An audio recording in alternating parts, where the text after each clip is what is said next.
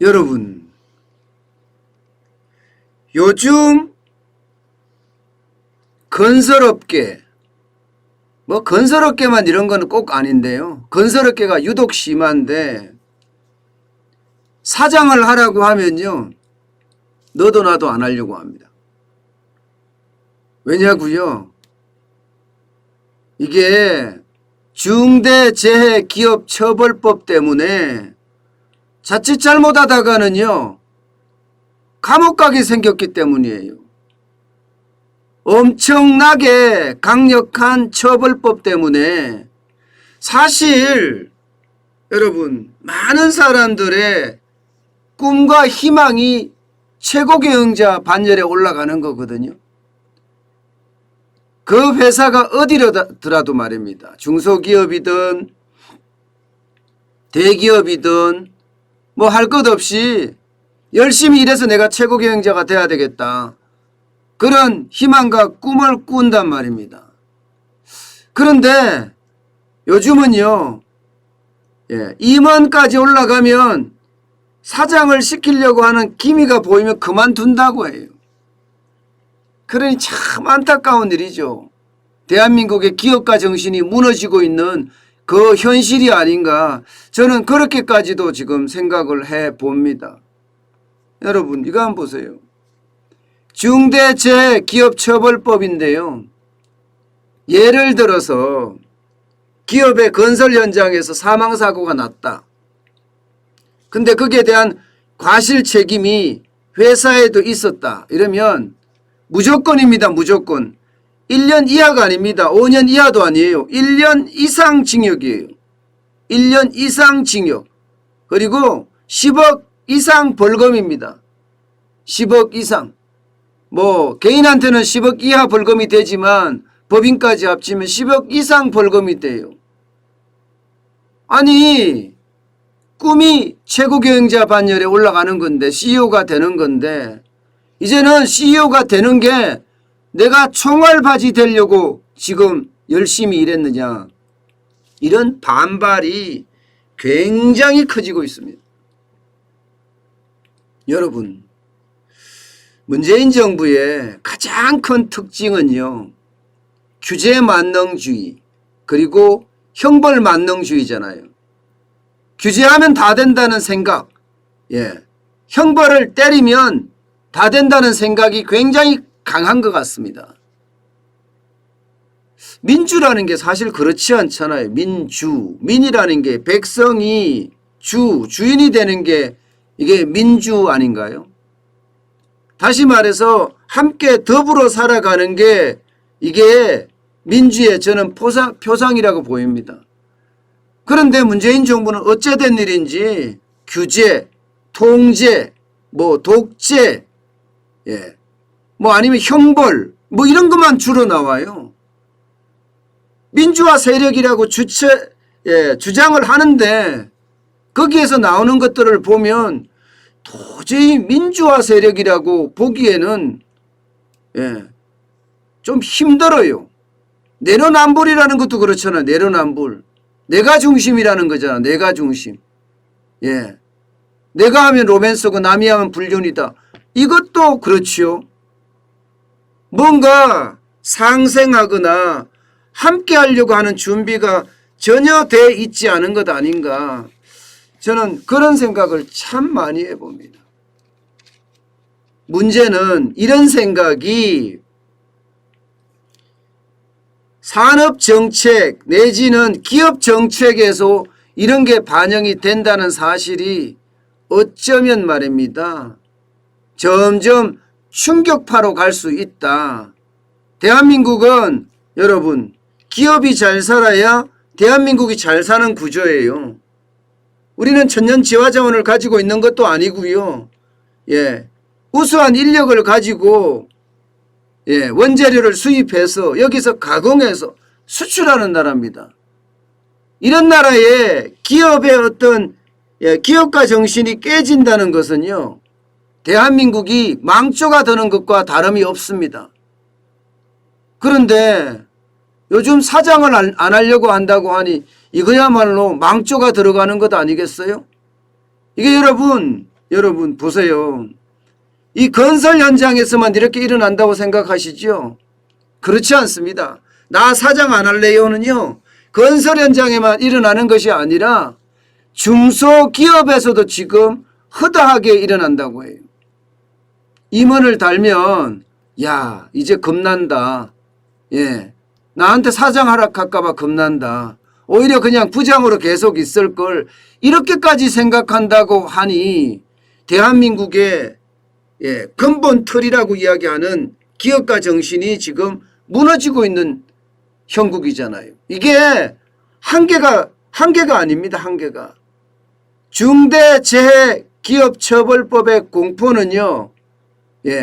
중소기업 전체, 중견기업 전체, 심지어는요. 대기업에서도 이런 일이 지금 발생을 하고 있습니다.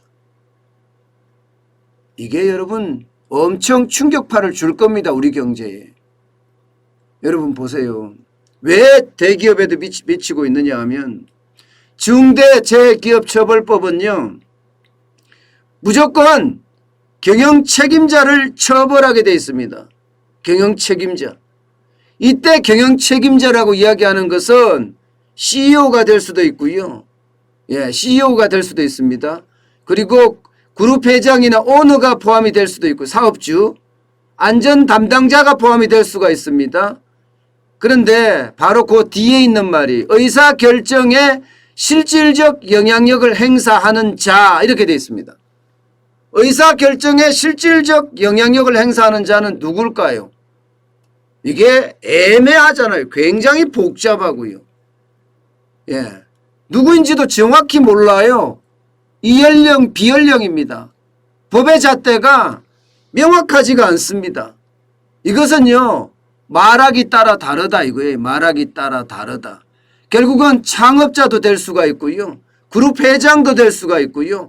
오너도 될 수가 있고요. 사업주도 될 수가 있고요. CEO도 될 수가 있고 누구든지 될 수 있다는 얘기예요. 이것은 여러분 기업 경영활동을 굉장히 위축시킬 수가 있습니다. 만약에 어느 기업에서 작업자가 실수가 됐든 회사의 책임이 그 실수의 책임이 있든 사망 사건이 발생됐다고 쳐요. 그러면 힘 있는 사람들은 어떻게 하겠어요?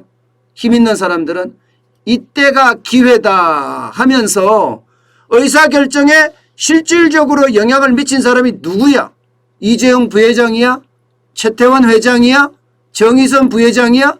이렇게 하면서 올가맬 수도 있다는 거예요. 올가맬 수도. 그러면 기업을 압박하는 새로운 수단이 될 수도 있는 겁니다. 기업을 압박하는 새로운 수단. 1년 이상 징역이라는 것은 그만큼 무섭습니다. 지금 중소기업은요. 벌벌 떨고 있다. 이런 얘기까지 나와요. 벌벌 떨고 있다. 이게 여러분 아무리 잘해도 이연령 비연령이거든요. 안전보건관리계획 수립 및 이행조치 해놨는데 이 조치를 보면요. 이게 과연 이게 결국 경영 오너나 CEO나 이런 사람들한테 책임을 없다 이렇게 하기가 굉장히 어렵습니다. 자 보세요. 일단 조직과 인력을 확충을 해야 됩니다. 이 법 시행령에 따르면요. 기본적으로 건설회사의 경우에는 200위 이내 건설사는요. 안전보건 업무를 담당하는 전담 조직을 만들어야 합니다. 그 외라고 하더라도 그 외 200이 아니라도 하더라도 업종과 사업 규모에 따라서 안전보건 전문 인력을 사업장에 배치해야 합니다. 그런데 만약에 사업장에 안전보건 전문 인력이 배치가 안 됐다. 그리고 사업장이 여러 개 있을 수 있잖아. 여러 개 있을 수 있으니까 여러 개마다 다 배치를 해야 되는 거예요. 다 배치. 그럴 경우 어떻게 되겠어요?